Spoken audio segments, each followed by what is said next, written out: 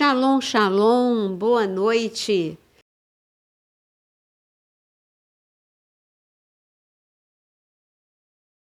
Reta final de Apocalipse. Agora é reta final mesmo. Só faltam 3 capítulos para a gente dizer, olha, foi uma caminhada, nem sei de quanto tempo, hein? Foi uma caminhada e tanto pelo livro de Apocalipse. Boa noite, pastor Jonas.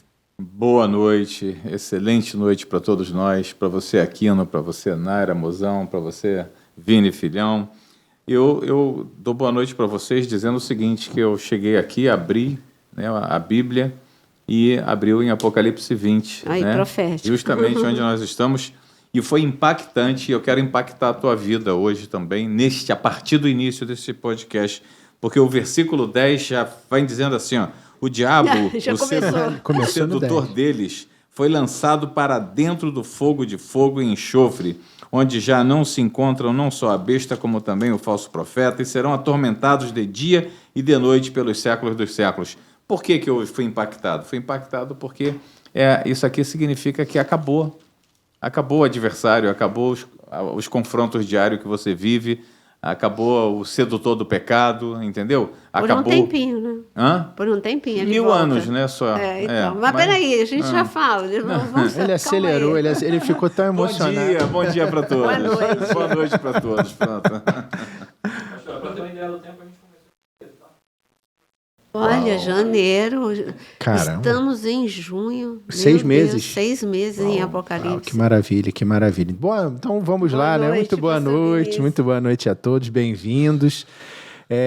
Para a gente não perder o nosso hábito, vai chamando todo mundo aí, vai compartilhando essa nossa programação de hoje.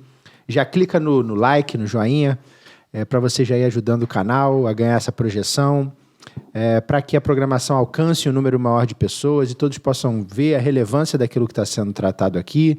Se você ainda não se inscreveu no canal, aproveita a oportunidade, clica aí, se está vermelhinho você não se inscreveu, clica, se inscreva no canal, aciona ali o sininho que tem logo do lado, na opção todas, para que você possa receber toda a programação que é colocada no ar.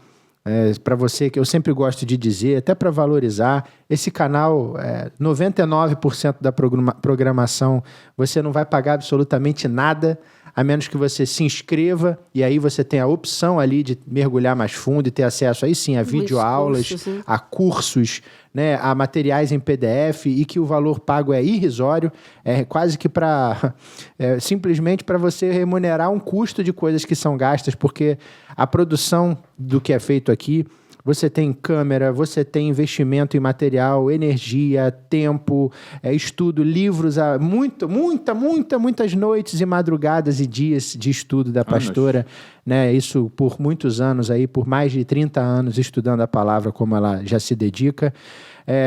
Quando a pastora viaja, e você nos próximos dias vai acompanhar provavelmente alguma viagem da pastora, ela não deixa a programação furar com o canal, então você vai ver aí que tem coisas que ela às vezes fica gravando, você vai ver material gravado. Teve um dia desse que ela gravou aí 18 vídeos, né? 18, olha só, para não deixar furo, para aquela pessoa que é fiel aí com o canal. Muito novo, né? Então, isso você imagina, para gravar isso em 1-2 dias é quase que você só parar para almoçar. Foi isso mesmo. E tá vendo? E então é muita dedicação, é muito carinho com você. Eu tô falando isso porque a gente às vezes presencia, eu chego na casa dela, ela... O que foi? A pastora tá gravando. Ah, tá bom. Toca o interfone, não toca, tá ocupado. Aí eu tenho que ligar o celular do pastorzão, do meu pai. E aí eles avisam, ela tá gravando, o interfone vai atrapalhar. E no meio do vídeo, com quase aquele último minuto, passa o carro do ferro velho, passa o carro do pão, passa o rapaz vendendo peixe, do camarão. Vassoura. Meu Deus do céu, e ela fica doida porque ela para tudo e tem que fazer tudo de novo, mas sempre com uma alegria enorme, porque ela está trabalhando para o Senhor, para o reino, e está abrindo para você uma porta, assim como a gente está lendo aqui, para que você possa ter acesso à informação bíblica relevante, confiável, simplesmente amarrada com o que a palavra do Senhor diz. Não tem o que ela acha, o que ela pensa, o que ela imagina, mas tem aquilo que o Senhor entrega pela palavra, e com muito carinho, com muito cuidado, ela transmite e divide com todos vocês. Eu falo isso porque também fui e sou aluno da pastora já há 10 anos, e sou muito grato por tudo que ela compartilhou comigo e compartilha. Essa semana, inclusive, aproveitando, não é rasgação de seda, isso aqui é da honra, quem merece honra. Essa semana, inclusive, a gente estava estudando o tabernáculo, né, paizão? Então. Estávamos estudando, ela me sacou um livro lá. Eu tenho um livro, ela é assim. E ela abriu o livro e a gente compartilhou coisas que eu não sabia, confesso. Eu falei, pastor, eu tenho uma dúvida. E isso. Ela, não, meu filho, tá aqui, ó. Aí ela lê lá, mostra para você, puxa a passagem bíblica, tem uma ilustração, uma foto. Coisa de mestre, que facilita a gente a nunca mais esquecer. Eu nunca mais vou esquecer daquela cordinha na mão do sacerdote. Então, enfim, é muita coisa. É uma fonte de informação e de estudo. Por isso tudo que você está falando aí, que a gente fica triste, porque vê que o cristão ele vive a fé dele com coisas muito superficiais. Muito rasas. Porque ele não teve oportunidade de se aprofundar, ele não está numa igreja onde a escola bíblica ainda é atuante, ou uma mensagem profética, ou um ensino profético, e acaba você vivendo Deus assim pelas beiras, né? pelas bordas, e você perde muito, porque a riqueza de detalhes, né? no projeto de Deus para resgatar o homem é uma coisa estupenda, uma coisa maravilhosa. Quem sabe um dia, a gente acabando o Apocalipse, a gente não entra um pouco nisso, né? Gostaria até que vocês mandassem um feedback aí para a gente, se vocês se interessam, se gostam, se acham que é importante, né? Presta atenção, tem coisa linda vindo pela frente aí. Ô, Glória. E estamos planejando isso, eu ia falar isso. Mais uma excursão, mais uma caravana, né, para a Turquia. Para 7 igrejas de Apocalipse. Você que estudou Apocalipse com a gente, vamos ainda esse ano para a Turquia. Informações Gesher Turismo. Gesher, que é bom, aí Gesher, como você não vai saber como escreve, então G-U-E-S-H-E-R. Gesher Turismo. E tem no Instagram, tem nos meus stories, tem nos meus destaques, tem também no meu perfil, ali tem viagem para Israel, tem o telefone, mas tem Israel e tem Turquia, tá bom? Vai ser maravilhoso, vai ser Turquia, As 7 igrejas, a gente estudou isso no comecinho, e aí você que vai concluir esse estudo conosco já vai poder fechar com chave de ouro, pisando no lugar onde foram essas igrejas, que tem tanta significância profética. E hoje, Apocalipse 20. Apocalipse 20, como o Jonas falou, acabou a grande tribulação, houve uma intervenção do Senhor, como nós vimos no capítulo passado, na guerra no Armagedon, e agora tem um juízo parcial. Por que parcial? Porque ainda não é o final. Neste momento, aparece um anjo com a chave do abismo e é lançado. Vamos ler, né? Leia Apocalipse capítulo 20, versículo 1 e 2. Assim, Satanás e acompanhado vai ficar preso por 1000 anos. Então vamos lá. Então vi descer do céu um anjo. Tinha na mão a chave do abismo e uma grande corrente. Ele segurou o dragão, a antiga serpente, que é o diabo, Satanás, e o prendeu por 1000 anos.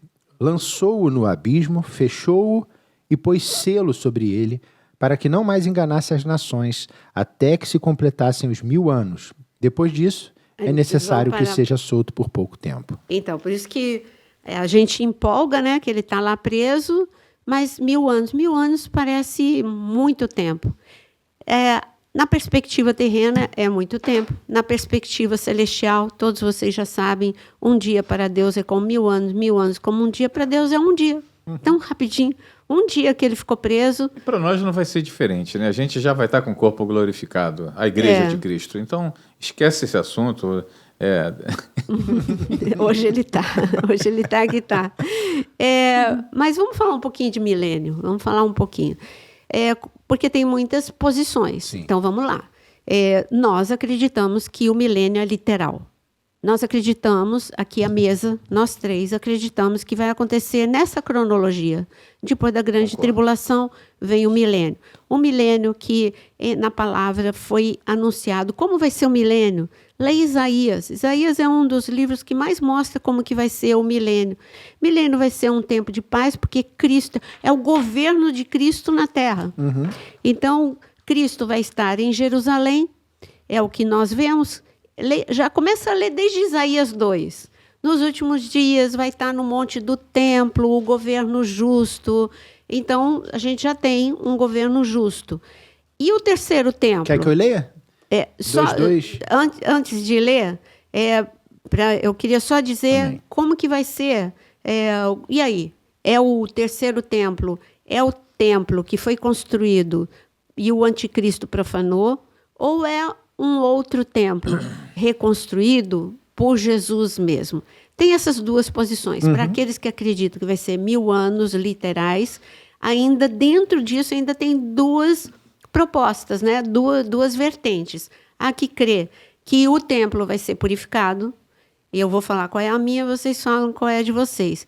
E os que creem, eu estou falando que nós 4 aqui, o Aquino, nós concordamos, nós acreditamos que o milênio é literal. Mas dentro do milênio ser literal, há uma, assim, como não está escrito e foi derrubado o templo, e nós podemos crer nesses dois, porque não foi claramente dito. Então, a primeira, vai ser purificado o templo? Ou é o templo, é o mesmo templo que é a planta de Ezequiel e ele foi purificado? Porque onde Cristo entra, tudo é purificado, tudo é santificado. Para ele, o que era noite se torna dia, o que era impuro se torna puro. Mas com certeza vai ter alguém se questionando agora da seguinte forma: mas e a Nova Jerusalém? Será que Jesus não vai governar? Não, mas isso é depois. Exatamente. Eu estou falando que vai ter gente questionando isso, então é importante mencionar. Então, aí tem essa proposta, tem essa vertente, é o templo purificado. E a outra? Não, Jesus vai derrubar, porque não vai entrar no templo em que foi profanado, e ele vai fazer um outro lugar templo. Onde o diabo sentou. Não creio que Jesus vai entrar nesse templo. Então, aí já ficou a turma do Jonas e a turma da Nara. Vamos lá. Eu não sei qual é a turma do Aquino e do Vinícius. Eu acredito que Antíoco Epifânio foi uma sombra do que vai acontecer. Antíoco Epifânio, você que conhece a festa de Hanukkah, é algo que aconteceu na história. Então, o que aconteceu na história? Antíoco Epifânio, durante o domínio, depois de Alexandre o Grande, foi dividido entre 4 generais, o domínio de todo o território de extensão de conquista de Alexandre o Grande, e a Antíoco Epifânio, isso tudo está escrito em Daniel, coube uma parte, que essa parte era Israel. Este homem demoníaco, ele proibiu que a leitura da palavra, ele proibiu, tanto que na festa de Purim, tem o dreidel, que é o peão, porque como era proibida a leitura da palavra, as famílias que queriam ler a Torá, elas liam, e uma criança ficava na janela, e se visse um dos soldados do império dos sírios, se visse um dos soldados, ele já avisava: esconde tudo, e eles fingiam que eles estavam brincando de dado, que é o dreidel. É uma brincadeira de dado, tipo um peão. É um peão, mais um peão do que um dado. Por isso que é um dreidel. É um peão que parece dado. E o que hoje eles escrevem nesse dreidel é um milagre. Se você estiver em Israel, um milagre aconteceu aqui, ou um milagre aconteceu lá, se você for um judeu que mora fora de Israel. Então, Sham. Então, ou é Pô ou é Sham. Mas isso é tudo em homenagem a essa festa. O que aconteceu? Aconteceu que uma família que não... eles disseram, não vamos, porque ele obrigou todos os sacerdotes a sacrificar porcos no altar, profanou o Santíssimo Lugar, colocou uma imagem de Zeus. Então, o ápice da profanação. O que aconteceu é que uma família de Matatias, que é conhecido como Macabeus, né, a família dos Macabeus, e ele se isolou numa montanha. Não, eu e minha família não vamos sacrificar porcos, não concordamos com isso. E algumas pessoas também tiveram a mesma posição que eles. No 3º ano dessa resistência, Deus mandou que eles descessem ao templo, que Deus iria... Ao mesmo tempo que os sírios subiram para destruir a resistência, Matatias, aí já não era mais Matatias, que ele morreu, o filho dele, que aí veio Macabeu, ele desceu E Deus falou, vai para o templo. E ele obedeceu. Era uma vitória improvável, porque eram poucos comparado com os sírios. Quando os sírios chegaram lá e o acampamento estava vazio, eles falaram, eles já fugiram, já foram derrotados. Só que era escuro e um matou o outro. Aí o exército mesmo foi dizimado por eles mesmos, os sírios. Enquanto isso está lá, os macabeus estão lá no templo, todo profanado, e eles falaram, temos que santificar, santificaram, purificaram.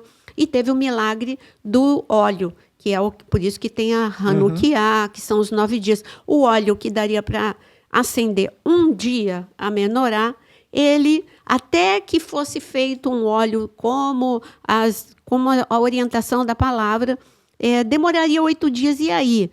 Então, só que houve um milagre. O óleo que duraria um dia, durou 8 dias.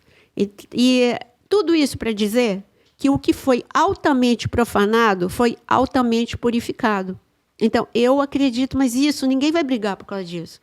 Se você, como Jonas, acreditar que aquilo que foi profanado não dá para ser usado, tudo bem, mas é aquela turma de Moisés, ou lembra quando a gente estava lá, ou é Moisés ou é Enoque, então é a turma do Jonas, a turma da Naira, né? Então, ele crê que vai ser um outro templo, eu creio que vai ser purificado. Concordamos que vai ter milênio. Mas para mim vai ser Moisés e Elias.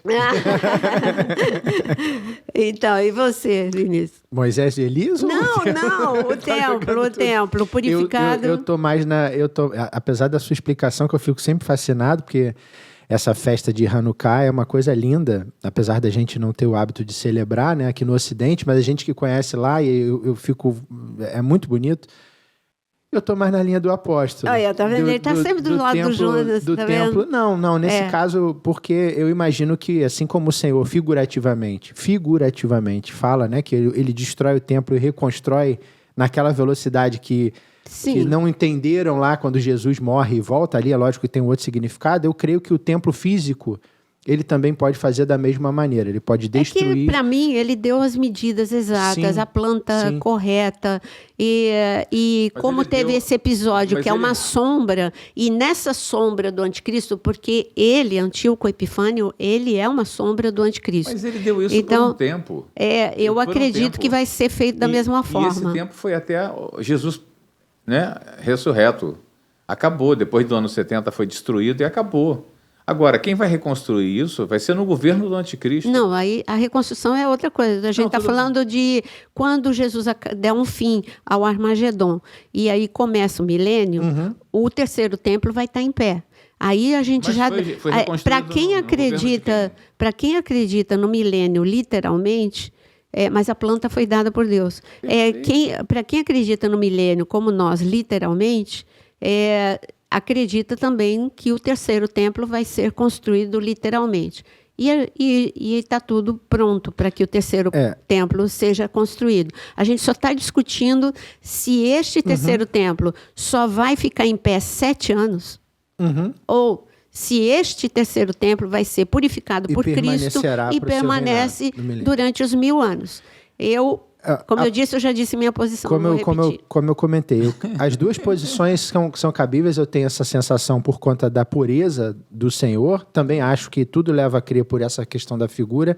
E a pastora citou Isaías 2, e Isaías 2 também corrobora o que ela falou, não o meu pensamento. Por quê? Porque Isaías 2:2 diz que nos últimos dias, de cara, se é nos últimos dias... Não é depois, é antes. Então, nos últimos dias, acontecerá que o monte da casa do Senhor será estabelecido no cume dos montes e se elevará sobre os outeiros, e para ele fluirão todos os povos. Irão muitas nações e dirão: vinde, e subamos ao monte do Senhor e à casa do Deus de Jacó, para que nos ensine os seus caminhos e andemos pelas suas veredas, porque de Sião sairá a lei e a palavra do Senhor de Jerusalém. E aí segue. Então, eu creio que tem para os dois lados, né? Sim, essa coisa de aparentemente ser algo que foi construído. São as surpresas que a gente vai ter quando chegar o momento. Exato. Não é nada que mude o fato de que, para aquele que crê que o milênio... Aí, como é que vai funcionar o milênio, né? Para a gente que crê num milênio literal. Isaías também fala que vai ser um momento na Terra meio que uma restauração, já o início de uma restauração do que tinha no Éden. Os animais vão voltar a ser todos herbívoros. Eles vão, por isso, se são herbívoros, haverá paz entre eles. O leão não vai comer o cordeiro, como diz, ele vai deitar em paz, o cordeiro vai deitar em paz com o leão. Eu creio nisto literalmente, não uma figura.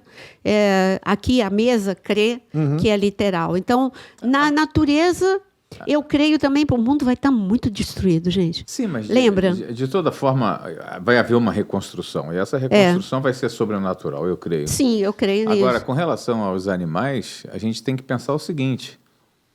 Se os animais não se usarão mais como alimento natural um do outro, a reprodução deles vai ser absurda. Então, hoje, para haver um equilíbrio, um animal tem que se valer do outro para se alimentar.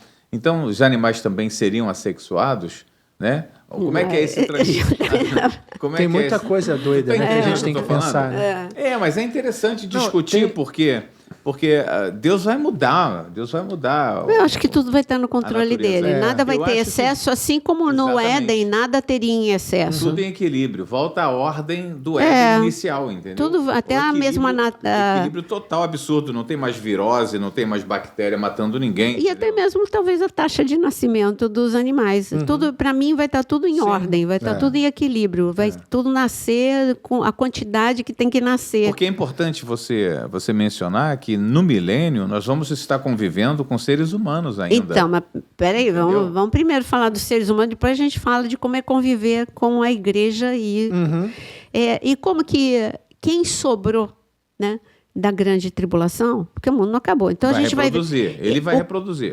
O que eu acredito? Eu acredito, número 1, que basta uma palavra como na criação e os mares vão ser purificados de novo. Lembra que na tribulação as águas vão ficar amargas, vai ser contaminado os rios, a água potável, a água do mar, uma destruição total. Então, para mim, vai ter muito sobrenatural durante o milênio, vai ter uma reconstrução da terra, uma reconstrução das cidades. Nós cremos que assim haverá as pessoas que sobraram do milênio, que sobreviveram da grande tribulação, aliás, está escrito que haverá volta um pouco do Éden, porque haverá longevidade, mas uma longevidade não a que nós temos agora. Hoje nós temos uma longevidade. Nós temos uma idade, tipo, mais 50. Uma pessoa de 50 anos... Eu lembro, quando eu era criança, quando falava que tinha 50 anos, a pessoa estava acabada. 60 anos, a pessoa estava muito acabada. Hoje, você vê uma pessoa de 50, 60 anos, você fala, sério que você tem essa idade? E não só saúde, mas até a aparência. Dá um exemplo mais para frente, não? 70. Tá bom. Daqui a 50, pô. Eu vejo a minha sogra... Tem 90, gente. Dá para dizer que ela tem 90? Não. Gente, ela é inteirinha, mas ela é retinha, ela é independente, ela é vaidosa. E você olha para ela e fala, não, ela tem 70, 80, mas você não diz que ela tem 90. E, então, nós temos já, mas aqui está falando que quem morrer novo vai morrer com 100 anos. Morrer novo. Já pensou? Olha a longevidade a um nível que nós nunca vimos. Você está falando da milênio. Milênio. Então, temos que ressaltar para quem está nos ouvindo que ela está se referindo aos humanos. Falei. Aos humanos que são remanescentes da grande tribulação. Nós, a igreja que vai subir... Ele antecipa. Tá? Nós, a igreja que vai subir, já seremos eternos, já desceremos com o corpo glorificado para esse milênio com Cristo, entendeu? E depois eu entro em detalhes disso, mas... Por agora, pode seguir. Prossiga. Então, mas aí já deve ter um monte aqui no comentário, um monte de comentários. Isso é absurdo, porque milênio é agora. Milênio é a paz de Cristo. Gente, se isso aqui for milênio, eu tô fora. Se isso aqui... Você tem paz interior.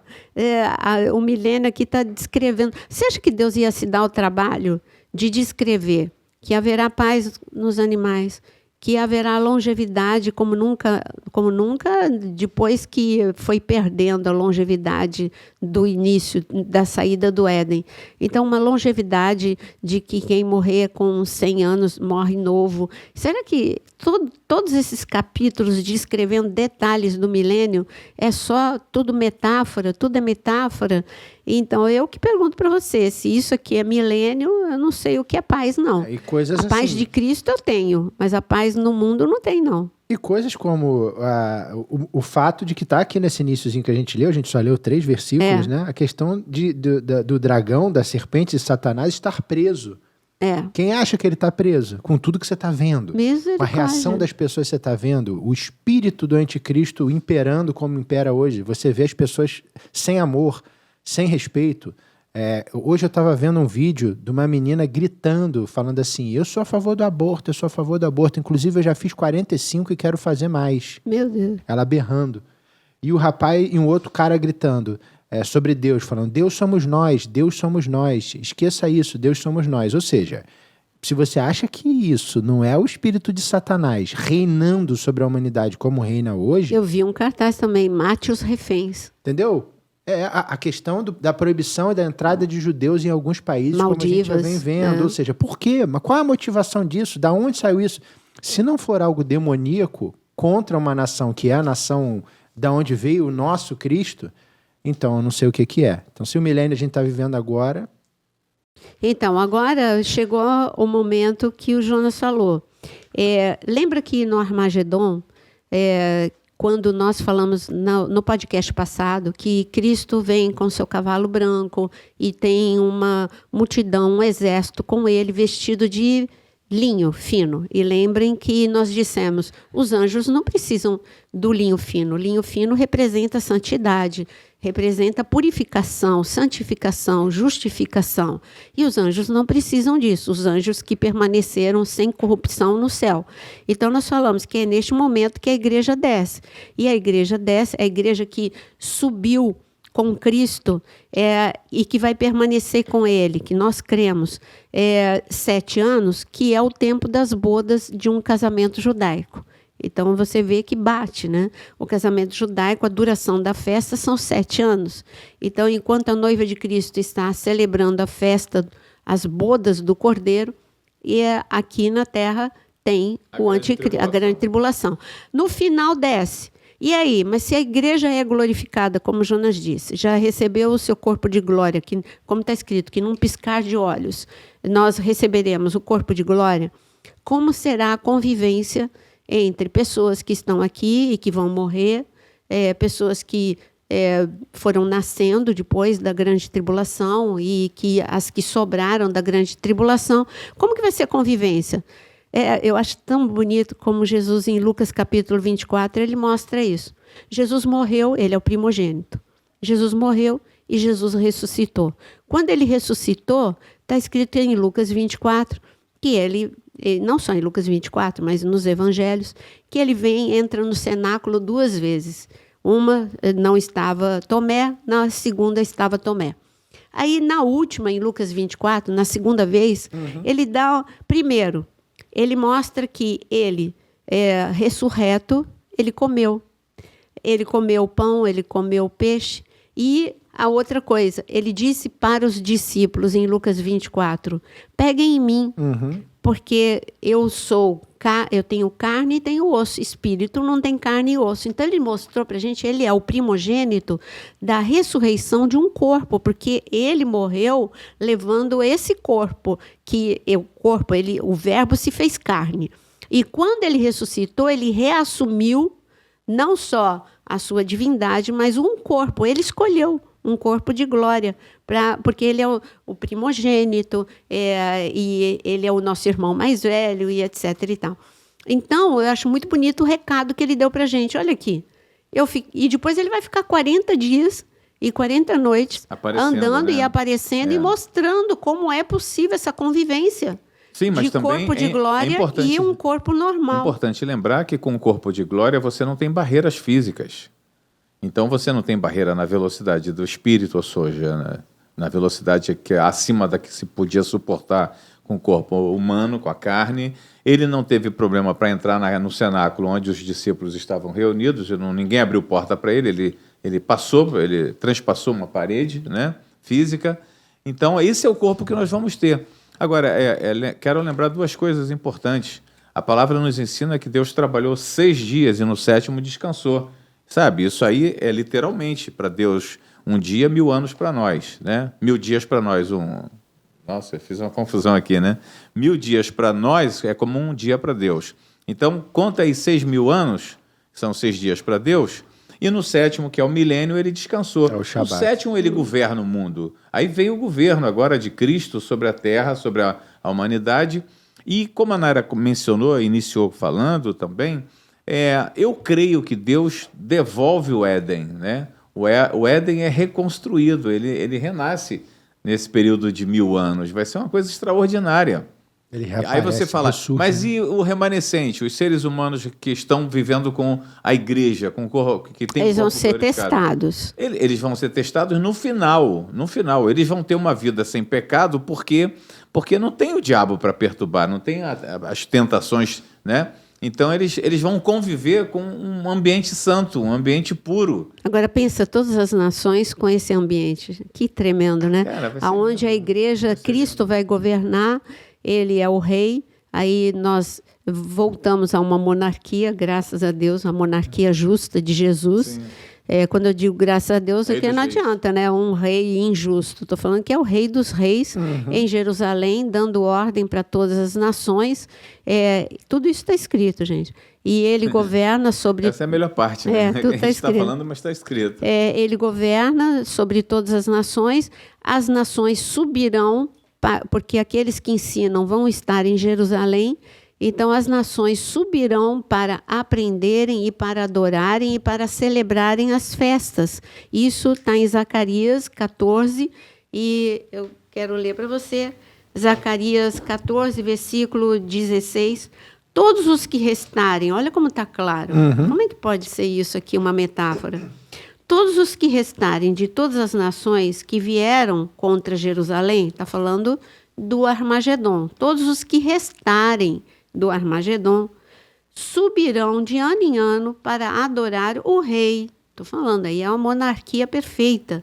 O rei, o Senhor dos Exércitos, e para celebrar a festa dos tabernáculos. Se alguma das famílias da terra não subir a Jerusalém para adorar o rei, o Senhor dos Exércitos, não virá sobre ela a chuva, haverá uma punição sobre a nação que não obedecer.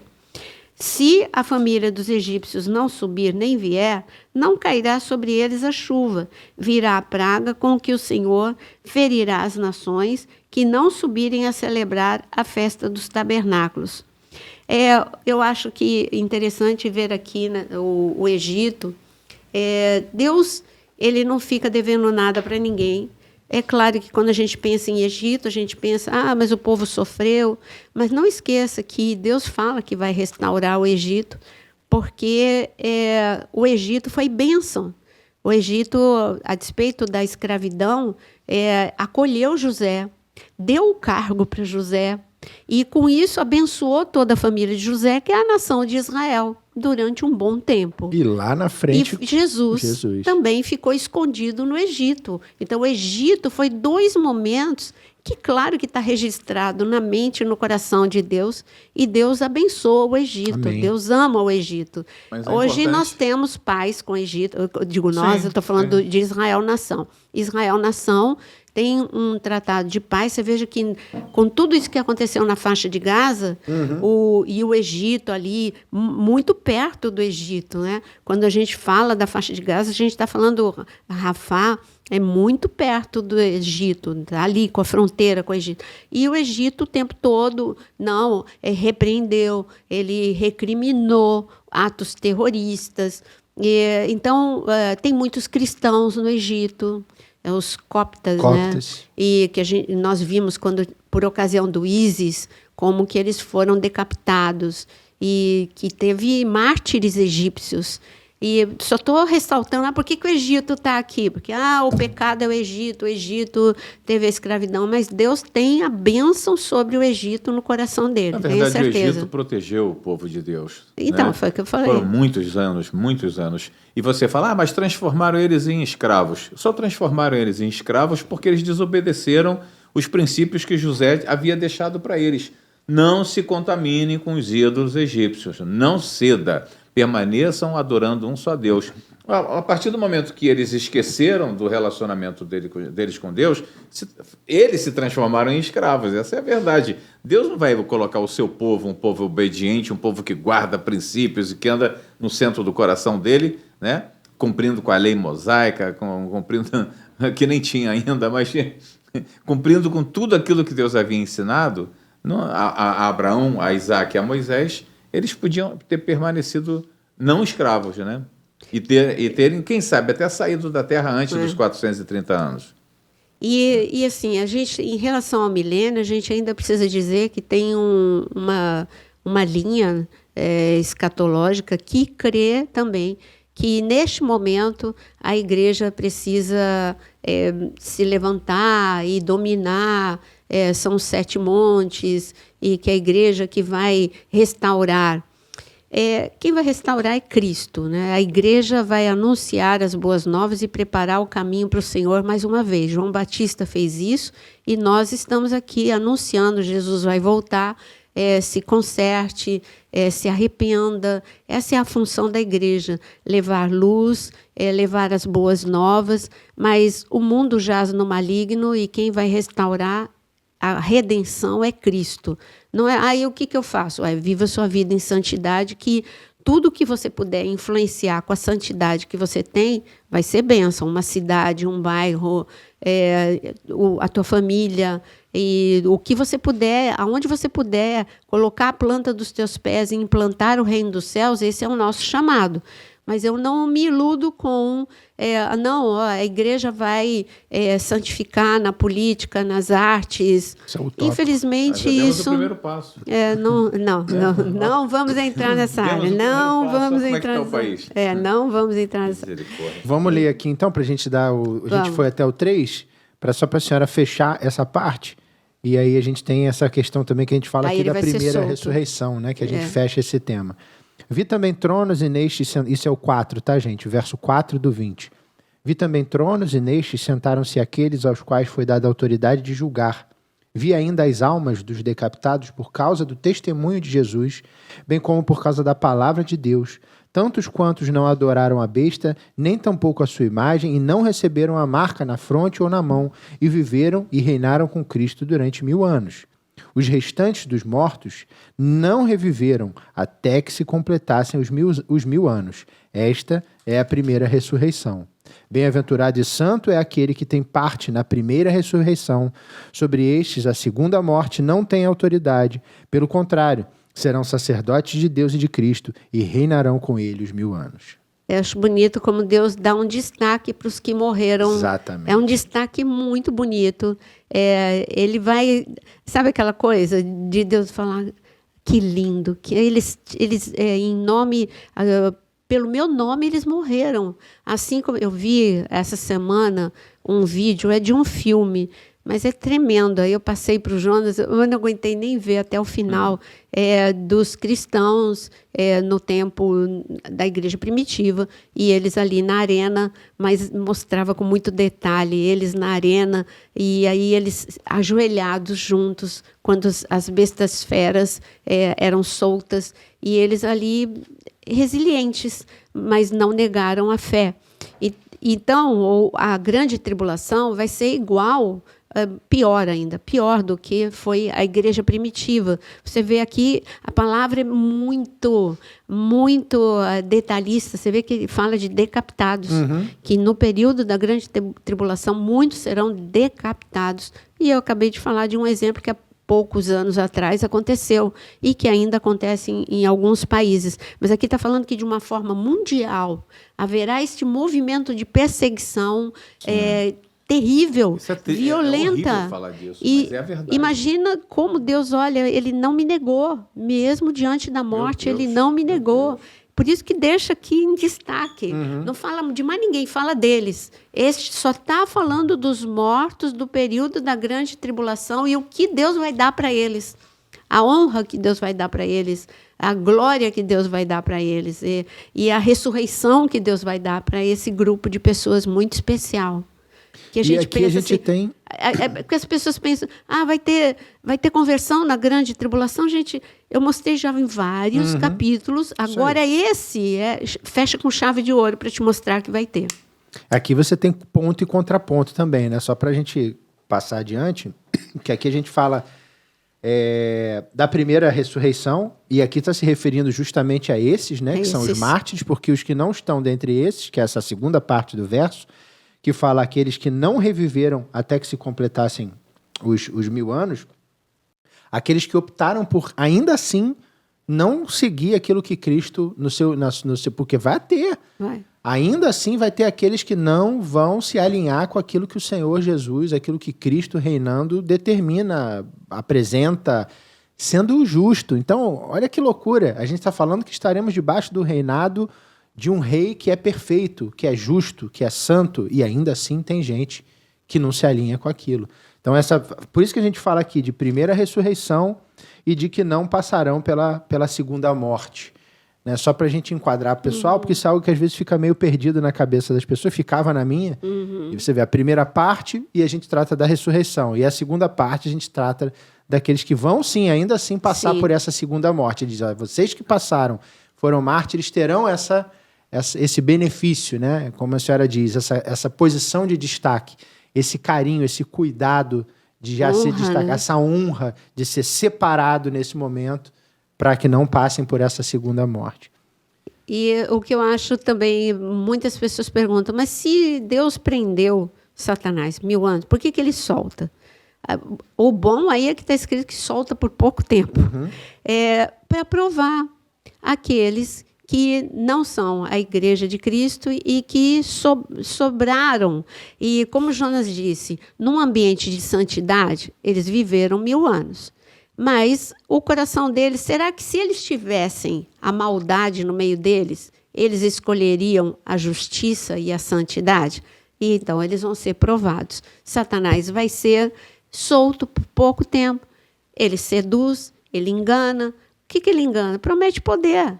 Promete, não, olha, você está vivendo desse jeito, mas é a mesma coisa que ele prometeu para os anjos, a mesma coisa que ele prometeu para Adão e Eva. Exatamente. É o engano, é a sedução. Se você for me seduzir vou dar um exemplo, com chocolate, eu não gosto. Eu não vou sentir nem um pouco de vontade. Você pode me colocar todos os tipos de chocolate na minha frente. Se der um brócolis para ela, quentinho. Eu ia falar café. Palmitinho, agora, cortadinho. Também, mas põe um café na minha frente ou uma pipoca. Aí eu vou. Então, ele conhece cada um e ele sabe como ele vai tentar esse grupo de pessoas que ele quer levar para o lago de fogo de enxofre. E vai ser algo mundial. De novo, do nada. Como do nada surge o antissemitismo, também do nada vai surgir, não, isso é muito chato. Por que obedecer Jesus? Olha só, tem outras opções de vida mais legais. Muito chato tudo isso. Para que subir para Jerusalém? Isso é ditadura, não é monarquia. Exatamente. Para que ir aprender em Jerusalém? A gente pode aprender aqui, que era entre Roboão e Jeroboão, era isso. Para que vocês vão até Jerusalém para aprender? Aprende aqui, isso. Jeroboão falou. E o povo, como é verdade, para que ir até Jerusalém, né? Então vão surgir questionamentos, vai se levantar uma liderança no meio das nações e as pessoas vão se deixar seduzir. É verdade, vamos acabar com esse reino aí, vamos acabar com Jesus. E eles vão, mais uma vez, vai surgir um levante entre as nações, como está escrito, pode ler. Eu vou ler o que a senhora E Jesus falou. acaba com esse levante, é claro. E o que é o nome disso? Rebeldia. Rebeldia. Então, o subtítulo até que a gente tem aqui, do verso 7 para frente, trata da rebeldia. Quando, porém, se completarem os 1000 anos, Satanás será solto de sua prisão e sairá a seduzir as nações que há nos 4 cantos da terra, Gog e Magog, a fim de reuni-los para a peleja. O número desses é como a areia do mar. Não é pouca gente, não. Não, e aí são todas, mais uma vez, todas as nações. Todas as nações. Vamos só parar aí, só para ver aqui. São 3 guerras. Ezequiel 38 é uma guerra, e é uma guerra no Oriente Médio e localizada. Contra Israel, nação. Na Grande Tribulação, nós temos o Armagedon, que é a 3ª Guerra Mundial, e todo mundo se levanta para lutar contra o anticristo, que está aonde? Em Israel. Agora, esta, depois do milênio, é uma guerra contra o Cordeiro. As nações se levantam contra o Cordeiro. Por isso que a gente fala aqui em rebeldia, né? Mesmo no reino do justo, haverá aqueles que se rebelam, como a senhora colocou. Marcharam então pela superfície da terra e sitiaram o acampamento dos santos, e a cidade querida desceu, porém, fogo do céu e os consumiu. A diferença dessa guerra é que vamos dizer que o Senhor não dá mais margem a essa discussãozinha de bombinha para lá, bombinha para cá. Como foi no Armagedon, que ele chega na última hora. Ele acaba no início. No começo, a conversa já acaba logo, o fogo desce do céu e consome aquilo e acabou essa história. Você vai se rebelar. Por quê? Né? Eu tenho uma sensação que é muito mais fácil da gente ver, porque ele já se apresentou como ele realmente é. Para que todo olho veja.